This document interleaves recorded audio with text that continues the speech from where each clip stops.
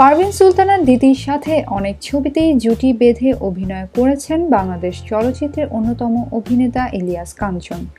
এই জুটির অনেক ব্যবসার সফল ছবিও রয়েছে। তারা দুজন যেমন সহকর্মী তেমন দীর্ঘদিনের বন্ধুও। মাঝখানে বিয়ে করে সংসারও পেতেছিলেন, কিন্তু সেটা টেকেনি।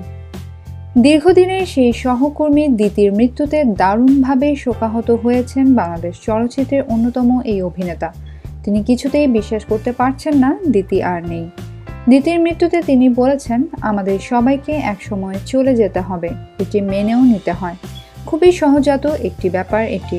দোয়া করি আল্লাহ তাআলা যেন তাকে ক্ষমা করে দেন এবং জান্নাতবাসী করেন। তিনি আরও বলেন, আমাদের প্রথম ছবি ছিল ভাই বন্ধু। সব মিলিয়ে আমাদের দুজনের অভিনীত ছবির সংখ্যা ৩০-এর মতো। দিতির সঙ্গে আমার শেষ ছবিটি আমার নিজেরই প্রযোজনা প্রতিষ্ঠান থেকে বানানো হয়েছে, নাম মুন্না মাস্তান। কাঞ্চন আরও বলেন, অভিনয় শিল্পী হিসেবে সে খুব ভালো ছিল, জনপ্রিয়তা পেয়েছিল, মানুষের ভালোবাসার পাশাপাশি জাতীয় চলচ্চিত্র পুরস্কারও পেয়েছে সে হিসেবে গুণী শিল্পীও বটে। বাংলাদেশের চলচ্চিত্র একজন গুণী শিল্পীকে হারালো। বিনোদন জগতের নিত্য নতুন খবরাখবর জানতে আমাদের চ্যানেলটি সাবস্ক্রাইব করুন। লাইক, কমেন্ট এবং শেয়ার দিতে ভুলবেন না।